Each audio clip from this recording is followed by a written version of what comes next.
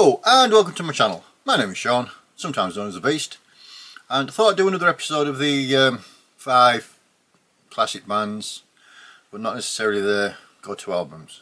Well, not their go-to albums for me anyway. The last one, the death metal one, seemed to get quite a bit of interest, so I thought we'd go back to my preferred genre for many years, and we'll do a thrash metal one. Now, it just so happens that all these 5 bands are all from America, but that wasn't planned. It was just one of those things. So first up, and start with a band that got me into thrash metal. This is Anthrax, and their 6th studio recording album, full length, whatever you want to call it, Sound of White Noise. This originally came out on Elektra Records. This is the 2024 reissue on Nuclear Blast. Now, I got into thrash because of Among the Living, so obviously that is my go-to Anthrax album. This album, as we all know, was the introductory album for John Bush on vocals. John Bush is an incredible rock singer, heavy metal singer, whatever you want to call him. Personally, I don't think his voice suits thrash metal. Yeah, you know, he's brilliant at what he does. I just don't think he's a thrash metal vocalist. But then that begs the question, is Sound of White Noise a thrash metal record? To be honest, I would say probably no. This, for me, is Anthrax trying to still be relevant in 1993. This is Anthrax trying to create something that is popular with the masses more than being true to themselves. Now, I know there's a lot of there was a lot of controversy around, well, not controversy as such, but there was issues with the band and stuff like that. Horrendous colour, but at least it does actually colour vinyl, but it does actually match the cover. Yeah, so this is an album that, it's a good album, I do enjoy it, but it's never ever going to be one I would like gravitate to on a regular basis. For me, there's too many songs on here that are just quite boring, or trying to tap into the maybe like the Alice in Chains type vibe, or you know, that Seattle sound, and it just doesn't work. The Hydro Glow song is an absolute travesty. I don't even know what that's supposed to be. And the one that apparently is the most popular one, Black Lodge, absolutely bores the fucking arse off me. I know it was released as a single, more to do with the actual label and the band, but yeah. So it's not a bad album, but it's got issues throughout that I skip a lot of tracks if I'm listening to this digitally, which is very rare, or if I stick the CD on, I skip a lot of tracks. It's just one of those, it's like a background noise album. It's not something where I would sit and listen to it and say, yeah, 10 out of 10 album. I've given it quite a lot of spins this week to try and see if I'd change my opinion, and to be honest, I haven't. It's just one of those records that, it's okay, it's not bad, but it's nothing spectacular. So that is Anthrax and their Sound of White Noise. Now, this next one is, again, a band that are one of my favourites, brilliant live. This album is, yeah, the band in question are Forbidden. The album in question is Green. This came out in 1997. This is the 4th full length on Gun Records originally. This is the 2022 reissue on Back in Black. Go-to album for me is always going to be Forbidden Evil, with plenty of twisted into form type moments. But yeah, I consider this a good album, but I don't consider it a good Forbidden album. If I listen to this, I never think of Forbidden when I hear it. I think of a band that's sort of Green shiny vinyl. Yeah, it's not a band, sorry, it's not a record that I have much sway with at all. It's very much an album that's, again, it's trying to be sort of their version of the popular bands back in, like your Alice in Chains and maybe a little bit of Pearl Jam and Soundgarden and stuff like that. It's just, it doesn't work. There is some good songs on here, and like I said, if you take the concept that it's a forbidden album, then it's, you know, I can sort of get away with it. Again, it doesn't get spun very often, but there's a lot of on this that's just, it's just rubbish. You know, there's, I made a note of the one that annoys the shit out of me. No, I can't remember which one it was. I thought I'd made a noise. Again, there is some decent tracks, but it's certainly not something that's, it's definitely not an essential listen, and it's definitely not something you desperately need in your collection. And I bought it because it was dirt cheap when I found it, so. But yeah, Forbidden and Green. It's an okay album if you don't consider it as a forbidden album, and if you're a fan of the Seattle sound that was out at that time. It was a thrash record, not for me, unfortunately. So, the next one, I've read a lot of reviews about this, as I always do, and this has divided opinion quite a lot. Again, this is, well, these boys are probably my favourite thrash metal band of all time. This is The Mighty Testament. This is Demonic from 1997, which was their 7th full length. Originally came out on Music for Nations. This is the 2018 reissue on Nuclear Blast. Obviously these boys are from Oakland. For me, Testament's go-to records, first 3, are just probably 10 out of 10. Thrashed to pieces.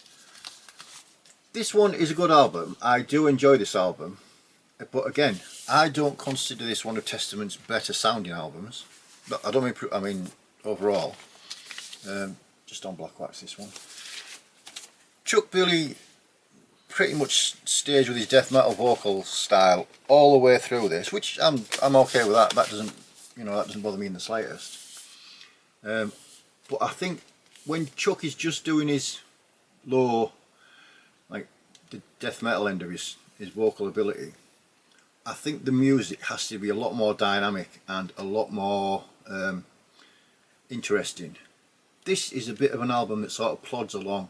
It's desperately crying out for Alex Skolnick's guitar parts. Obviously Eric Peterson, he's an absolute legend, but on this it's sort of very like chug riff, chug riff, chug riff all the way through it. There's nothing that makes it stand out. Again, like I said, I do enjoy the album if I'm in the mood for something akin to that, but this is more of a, yeah, I needed it for the collection.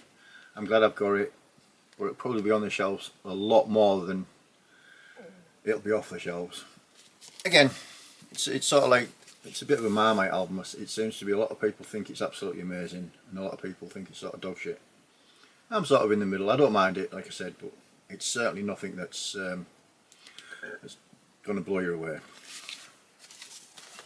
Now, a record that might blow you away, it might not, depending on your opinion of them, is this next one. This is the mighty Overkill, and their 18th full length, The Grinding Wheel. This came out in 2017. This was one of the first records I bought when I started sort of recollecting vinyl. My friend and I went to see, I can't remember, it was a band he wanted to see because he was interviewing the singer. Maybe somebody like While She Sleeps or somebody like that. Wasn't really my cup of tea, but I went as company for him. And we had time to kill. So we went to a record shop and there was a few there. Decent price, I thought, you know what, I'm going to buy some. At the time I didn't even have a turntable. But this is one of the ones I bought. Now, my go-to album for these New York boys has pretty much always been Years of Decay, because that was I think that was probably the first one of theirs I ever got. Gatefold with the artwork inside. But I can listen to this time and time again, all day long, not an issue. In a booklet. To me, this is Overkill haven't really done a bad album.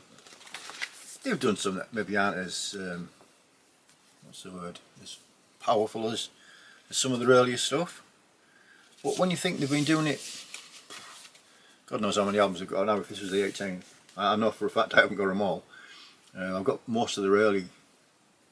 I've got the first 7 or 8 for definite, and then a couple of the later ones here, there, and everywhere. But yeah, this is just a really, really entertaining thrash metal record. You know what to expect with Overkill. They're not going to change the style and try and go, you know, turn into some avant-garde black metal thrash type band or anything like that. They're just a solid thrash metal band that haven't released, in my opinion, haven't released a bad album. Certainly not out of the ones I've got. My only one little niggle about this album is it's 64 minutes, I think 65 minutes. It's a little bit long, but because I know it as well as I do, if I'm busy, I can quite easily stick this on in the background, because you know, you don't have to sit and listen to it intently. It's Overkill. You don't really need to sit and listen intently to anything that they do. But yeah, it just got that. It's got that that feel and that vibe that every Overkill record has. Bobby's vocals are just out there all the time. I commented on somebody's video about who was it, Siri Thungal, and I said I couldn't get away with the vocals on him, and someone replied to that comment saying, how can somebody that listens to black metal not like that vocal style? It's weird, isn't it? Because Bobby's vocals are definitely out there and a bit of an acquired taste. But yeah, I think for me, I think Overkill are one of them bands. Can't do no wrong. Still yet to see them live as well, unfortunately, but hopefully one day they'll come back over here. Right, now, last one. Trying to rattle through these a little bit quicker than taking time out your day when you don't need to be sat watching idiot chat shit. This is the mighty Exodus. This is Tempo of the Damned from 2004. This is the 6th full length. This is the Nuclear Blast reissue from 2020. San Francisco. My go-to album, purely because it was the first one as I heard, is Fabulous Disaster. Certainly not the best album, but it's the one I always seem to gravitate back towards. But out of the 5 albums that I'm showing in this video, this is the one I've enjoyed listening to time and time again. It's just one of those that's, it's up there with some of the best stuff that they've done. Sousa sounds superb on it throughout. The solos are sharp. The bass and drums is solid and gives them the platform for the guys to work the magic around. The artwork's absolutely superb as well, and it's just a really catchy, memorable thrash metal record. I mean, I even enjoyed the Dirty Deeds Done Dirt Cheap cover version, and if you follow me on the socials, I actually played the CD this morning of Dirty Deeds Done Dirt Cheap, just because this has inspired me to listen to Bon Scott again, which was a pleasant change. But yeah, for me, this is out of these 5. Yeah, I think this one and Overkill are on a par with being top quality albums. Overkill more so because of the longevity. But yeah, this is an absolute belting album, and seems to be a decent place to stop chatting shit. So if there's any of these that you like or dislike, or if any of the things I've said have upset you or offended you, and you know, you feel like ranting, please pop down into the comments and air your grievances, and also say, yeah, that's alright actually, John. As always, the YouTube thing, like, subscribe and comment and stuff like that. I've just had a delivery from Misako Noho with some new modern death metal in, so might be the next video. Again, there's a load of black metal stuff to show still, but yeah, I just thought the last one got quite a bit of traction, so hopefully this one will garner a similar amount of views and stuff. Don't know if you're supposed to say you want more views, but hey ho, shit happens, doesn't it? So anyway, I'll let you go. Enjoy whatever you're listening to, enjoy whatever genre of music you're listening to, and as always, until next time, cheers!